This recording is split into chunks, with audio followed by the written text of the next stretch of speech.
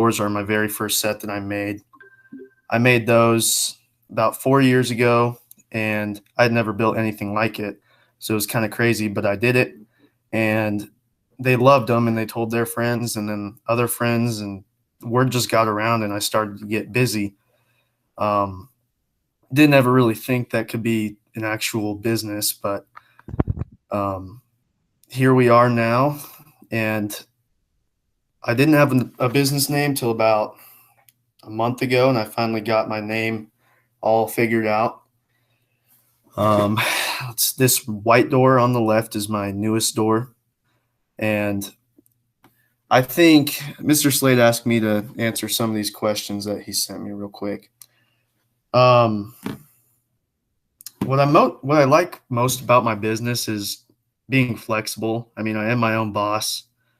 Um, let's see here. There we go. I'm my own boss, so it's really nice just to be able to set my own times and work when I want, but also be able to stop when I want.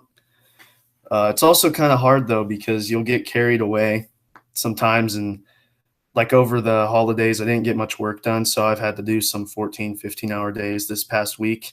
So you just kind of got to be careful when it comes to scheduling. So, but I do really like being flexible. One of the biggest challenges I've faced is, I guess, for me, it was seeing how much debt I was going into at the beginning, because it's kind of scary when I had to borrow quite a bit of money from my parents to be able to get to where I'm at. And now I'm able to start paying it back. I've almost got it all paid back. But at the beginning of my business, I was way more in debt than I was actually making money. And that's scary, because you're like, well, this isn't going to work. And if I quit now, I'm just going to be in debt. So it's just kind of getting through that first part of your business where you kind of have to spend money to make money, and it gets you there.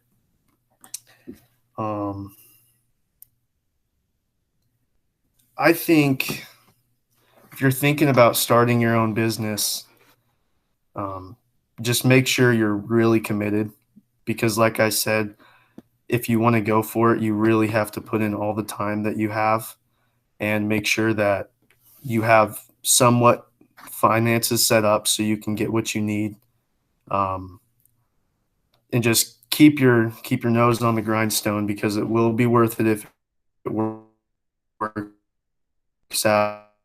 If you don't, then it's no use. So,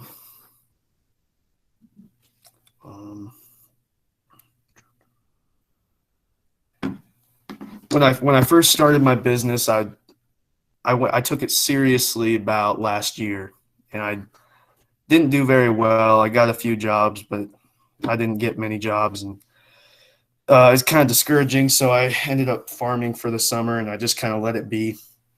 And then this fall, I started doing it again, and I put one ad on the Nextdoor neighborhood app, which I didn't think I was going to get much feedback from, but before I knew it, I had like 12 people messaging me, and I was booked out till the end of December.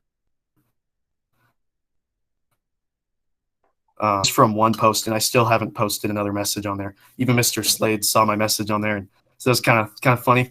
So I'm still booked out. I just got 2 more jobs yesterday, and I have jobs all the way through March at this point. I had a goal when I first started my business to make $1,000 a month, or in 1 week. And I hit that mark about a month after I took it seriously, which was crazy to me, because I had never had that much luck. And now I'm going about, I have about 3 appointments a week, and I get about 2 of those jobs. So when it rolls around, I'm definitely making enough to support myself when it comes to all the expenses and everything. So that's been encouraging and good. What else do you want to hear, Mr. Slade? Stories, interactions with customers. Have you had any like really interesting interaction? Because you're face to face with people, you're in their homes, and I can imagine that there are interesting things that happen. Maybe not something like creepy, but what's like an interesting interaction you've had with customers? I was doing one of those custom walls for a customer. I think it was in November or October, and I was charging I was charging 22 an hour at the time. So 22 an hour to get everything, and that's just the whole deal. And I was there, I think, for 12 hours because I did two walls for them in one day. I was there for 12 hours. So I gave her the total, and she's like, "No way! Like that's not enough. You're not charging enough." The customer tipped me $800. Yeah, Wow. so that was pretty cool. And then she's hiring me to do some other stuff. I also did a door in her house before too long, but so that was pretty cool. Yeah, and Um, you know why she said you're not charging enough? how come? Well, if you look at competitors when it comes to custom interiors like what you're doing, they'll charge like like $150 an hour, and Yeah. on top of that, their margin, their overhead is a lot more. So you're kind of, I don't know, how did you come up with your pricing, either your labor and also your, like, do you add on a fixed percent for margin on your goods, or how do you calculate your prices? So I've worked in the construction and carpentry industry for a while. I worked 2 summers before I did it on my own, and you can kind of see. I had my old boss help me with this when it comes to, because I'm not quite like a certified trim carpenter, so Right. I can't charge for that name, I guess. Yeah. So, and since I was just starting out, he said start at like 24, $22 an hour, see how you do. And if you start getting way too much business, up your prices.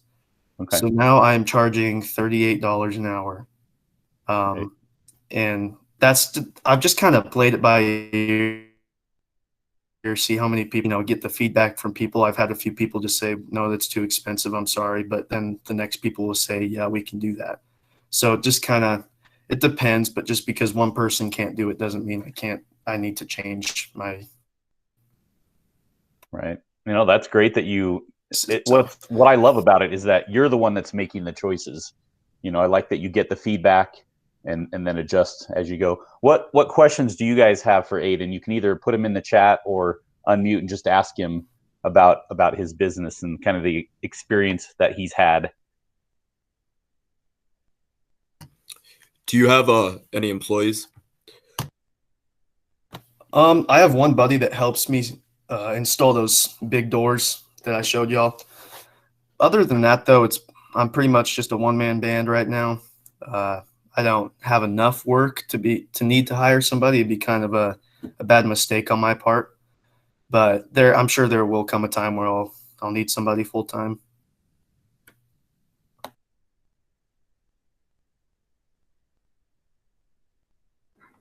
Do you think you'll continue to this business into like something bigger and maybe for your whole career, or do you think you'll kind of transition off to something else? I think I'm gonna stick with this right now because, especially with COVID going on, it's kind of nice because a workplace can't tell me I can't come in. Like I'm able to work when I can, and um, the housing market right now is crazy. So people are buying and selling houses. They're building brand new houses. Even away from me, they just built a whole brand new neighborhood. And a lot of those houses are kind of just boring. Like they build them so fast that they have no taste in there. So people will want to do stuff like I make, and they'll want to put doors and those walls in there. So I think I'm going to have a pretty steady um, workload until I don't want to have it anymore. So I think I'll probably stick with this for a while.